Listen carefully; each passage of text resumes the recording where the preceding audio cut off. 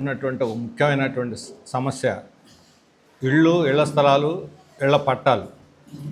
ఇప్పటికే లక్షలాది మంది రోడ్ల సైడ్లో, కాలువ గట్ల మీద, ప్రభుత్వ స్థలాల్లో, పోరంబూకుల్లో, లేకపోతే చెరువు గట్ల మీద ఎక్కడ ఖాళీగా ఉంటే అక్కడ గుడిసెలు వేసుకొని జీవిస్తూ ఉన్నారు. అలాంటి వాళ్ళందరికీ పట్టాలు ఇస్తామని, లేదా నగరాల్లో, పట్టణాల్లో అయితే 2 సెంట్లు, గ్రామాల్లో అయితే 3 సెంట్లు ఇంటి స్థలం ఇస్తామని ప్రభుత్వం వాగ్దానం చేసింది. కానీ ఇంతవరకు అలాంటి వాళ్ళకి ఎక్కడా కూడా సర్వేలు చేసి పట్టాలు ఇవ్వడానికి ప్రభుత్వం సిద్ధం కావట్లేదు. ఇప్పుడు P4 సర్వేలు, లేకపోతే నిరుద్యోగుల సర్వేలు చేస్తున్నటువంటి ప్రభుత్వం ఇళ్ల పట్టాలు లేకుండా నిరాశ్రయులుగా ఉన్నటువంటి పేదవాళ్ళని కూడా సర్వే చేసి వాళ్ళందరికీ పట్టాలన్న ఇవ్వాలి, లేదా ప్రభుత్వాలు స్థలాలు కేటాయించి వాళ్ళకి ఇళ్ళన్నా కట్టివ్వాలి. ఇప్పుడు 2 సెంట్లు పట్టణాల్లో, 3 సెంట్లు గ్రామాల్లో ఇంటి స్థలం ఇచ్చినంత మాత్రమే సరిపోదు. అది కూడా ఇంతవరకు ఎక్కడ మొదలు పెట్టలేదు. గత ప్రభుత్వం జగనన్న కాలనీలతో పెట్టి 10-20% కూడా పూర్తి కాలేదు. అసలు ఆ కాలనీ పెట్టి హైదరాబాద్లాగా అంతకు మించిన నగరాన్ని నిర్మిస్తానని చంద్రబాబు నాయుడు గారు చెబుతున్నారు. హైదరాబాద్లో ఈ రకంగా ఏపీఐఎస్ ద్వారా భూములు సేకరించలేదు. ఒక్క హైటెక్ సిటీ బిల్డింగ్, దాన్ని టవర్ ఒక్కటి మాత్రమే గవర్నమెంట్ కట్టి దాన్ని ఐటీ కంపెనీలు కేటాయిస్తే దాని చుట్టూ ఎవరికోళ్ళు ప్రైవేట్ వాళ్ళు వచ్చి డెవలప్ చేసుకున్నారు. ఇప్పుడు మణికొండ దాకా దాటి మొత్తం వెళ్ళిపోతూ ఉంది అటువైపు అంతా కూడా. అవకాశం ఉన్న చోట డెవలప్ చేసుకునే బాధ్యత. ఇప్పుడు 70% పెట్టుబడులు అమరావతిలోనే పెట్టిస్తానంటే ఇది కేంద్రీకరణ. మరొకసారి రాష్ట్ర అసమానతలకు గురయ్యి విభజనవాదానికి దారితీసేటువంటి ప్రమాదం ఉంది. అభివృద్ధి వికేంద్రీకరించాలి. రాయలసీమ, ఉత్తరాంధ్ర, ప్రకాశం, పల్నాడు ఇలాంటి జిల్లాల అన్నింటిలో కూడా అభివృద్ధిని వికేంద్రీకరించి పెట్టుబడులను పెడితే ప్రజలకు ఉపాధి వస్తుంది. ఈ మన మైగ్రేషను ఆగిపోతుంది. స్థానికంగా ప్రజల ఆదాయాలు పెరుగుతాయి. కాబట్టి 70% ఒకసారి పెట్టి అక్కడి నుంచే మొత్తం ప్రభుత్వానికి ఆదాయం రావాలంటే ప్రభుత్వ ఆదాయమే ప్రజల ఆదాయం ఏది ముఖ్యం? రాజధానిలో 70% పెట్టి మిగతా ప్రాంతంలో 70% మంది ప్రజలు నిరాశ్రయం చేస్తారు ఆదాయం లేకుండా. ప్రజల ఆదాయం ఎలా పెంచాలో ఆలోచించండి. ప్రభుత్వ ఆదాయం ఎలా పెంచాలో కాదు ఆలోచించాల్సింది. ప్రభుత్వం అప్పుల్లో ఉందనంటే ప్రజలు అంతకన్నా ఎక్కువ అప్పుల్లో ఉన్నారు, ఆత్మహత్యలు చేసుకుంటున్నారు. అందుకని అభివృద్ధిని వికేంద్రీకరించాలి. ఎవరైనా కార్పొరేట్ కంపెనీలు, విద్యా సంస్థలు ఎవరంటే వాళ్ళు వచ్చి అక్కడ పెట్టుకోదలుచుకుని కొనుక్కుంటారు, ఎక్స్టెండ్ చేసుకుంటారు. ఎక్కడ అవకాశాలు అంటే అక్కడికి వస్తారు. కానీ ప్రభుత్వంలో వేల లక్షల ఎకరాలు అవసరం లేదు. రాజధానికి యాక్చువల్గా 5-6 వేల ఎకరాలు సరిపోద్ది. ఇప్పటికే 33,000 ఎకరాలు సేకరించారు. ఆ 33,000 ఎకరాలను డెవలప్ చేయండి. రైతులందరూ ఈరోజు నిరాశలో ఉన్నారు. వాళ్ళ ఆశల్ని సమాధి చేయకుండా వాళ్ళకి ఇచ్చిన వాగ్దానం నెరవేర్చండి. ముందు తీసుకున్న భూములు అభివృద్ధి చేసి దాన్ని చూపెట్టకుండా, వాళ్ళకి కాన్ఫిడెన్స్ ఇవ్వకుండా మేము ఇంకా తీసుకుంటాం అంటే రియల్ ఎస్టేట్ అవుతుంది తప్ప వ్యాపారం. ఇది రియల్ ఎస్టేట్ వ్యాపారం అవుద్ది. ఇప్పుడు కృష్ణానది మీద 4-5 బ్రిడ్జిలు ఎవరి కోసం కడతారు? 4-5 వంతెనలు అంటే అది ఏ వంతెనకు ఎదురుగా ఆ వంతెన రియల్ ఎస్టేట్ పెంచుకోవడానికి. ఇదే ప్రజల కోరిక. రియల్ ఎస్టేట్ అభివృద్ధి నిజమైన అభివృద్ధి కాదు, గాలిబోడక అభివృద్ధి. నిజమైన అభివృద్ధి అంటే పరిశ్రమలు పెడితే ఉపాధి పెరిగితే, వ్యవసాయం అభివృద్ధి అయితే అభివృద్ధి అవుతుంది. మానవ అభివృద్ధి జరగాలి. ఈరోజు అంతర్జాతీయ ఐక్యరాజ్య సమితి సైతం SDGs అని మార్చేసింది. సస్టైనబుల్ డెవలప్మెంట్ గోల్స్ అనేది మార్చేసింది. ఆ సస్టైనబుల్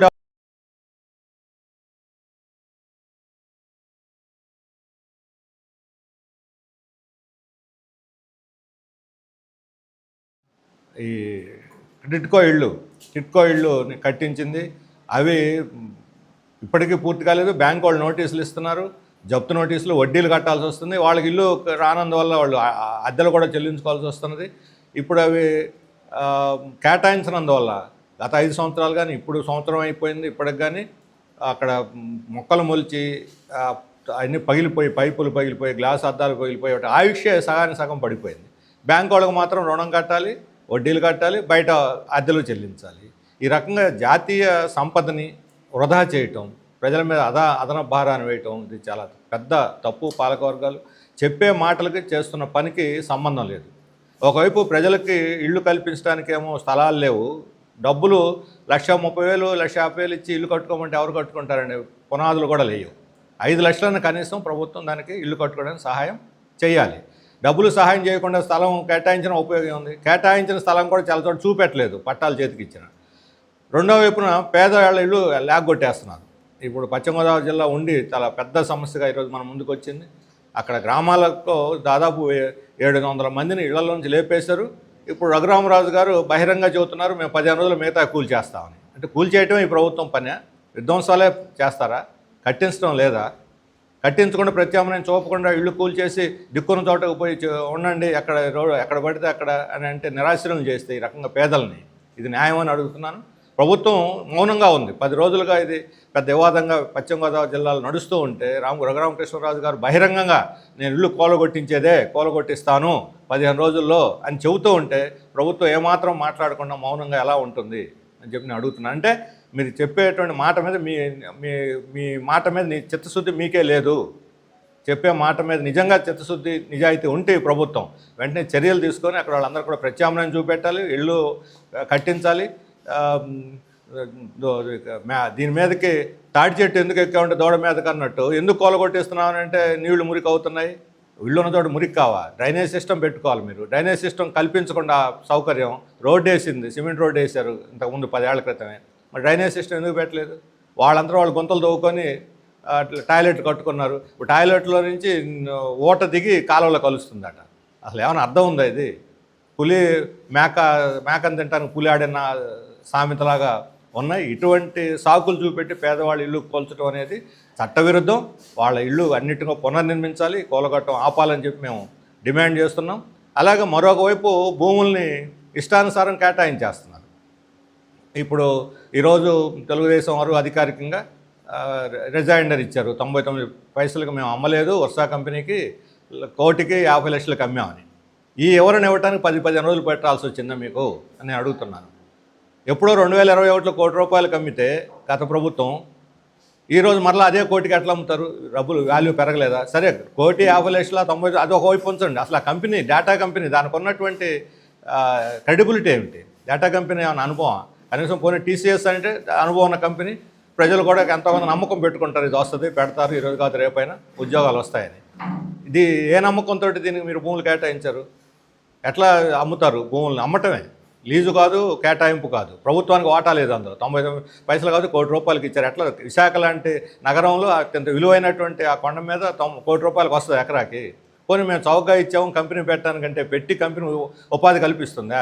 రేపు 3 నెలల తర్వాత మూసేస్తే ఎవరు బాధ్యులు? ఇప్పుడు అక్కడే ఐటీ కంపెనీలు విశాఖలోనే 2/3 ఐటీ కోసం కట్టినటువంటి బిల్డింగ్లో 2/3 ఖాళీగా ఉంది.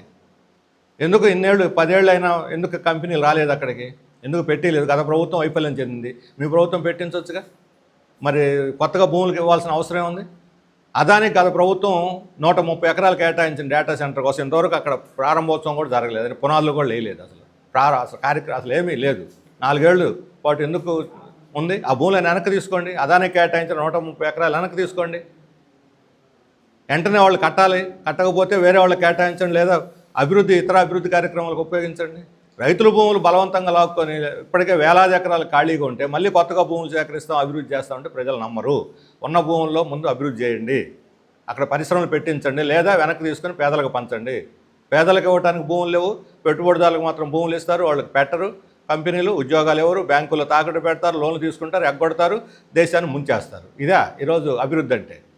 ఈ పాలసీ రాష్ట్రానికి నష్టం. దీని తక్షణం పేదవాళ్ళకు భూములు ఎక్కడైతే ఇవ్వాలో వాళ్ళందరికీ ఫస్ట్ ప్రయారిటీలో వాళ్ళకి ఇళ్ళు కేటాయిస్తూ వాళ్ళకి ఇళ్ల పట్టాలు ఇవ్వడానికి ఫస్ట్ ప్రయారిటీ ఇవ్వండి. పారిశ్రామికవేత్తలను ప్రోత్సహించండి. కానీ ఉల్ఫా కంపెనీలు అంటే అడ్రస్ లేని వాళ్ళు, ఊరి పేరు లేని వాళ్ళు, ఉద్యోగాలు ఇవ్వని వాళ్ళు, కన్స్ట్రక్షన్ చేయకుండా ఖాళీగా భూములు పెట్టి మోసం చేసే కంపెనీలకు ఇవ్వద్దు. మీరు దాని మీద నియంత్రణ ఉండాలి. ఇప్పటికే పెట్టకుండా తీసుకున్న 1,00,000 ఎకరాలు వాటి మీద పూర్తి స్థాయిలో ప్రభుత్వం ఏపీఐసి ద్వారా సేకరించిన భూముల్లో ఎన్ని కంపెనీలు పెట్టారు, ఎంతమందికి ఉద్యోగాలు ఇచ్చారు, ఎంత భూమి ఉంది, ఎంత ఖాళీ ఉంది, ఈ వివరాలతోటి ఒక శ్వేతపత్రం ప్రకటించాలని చెప్పి నేను డిమాండ్ చేస్తున్నాను.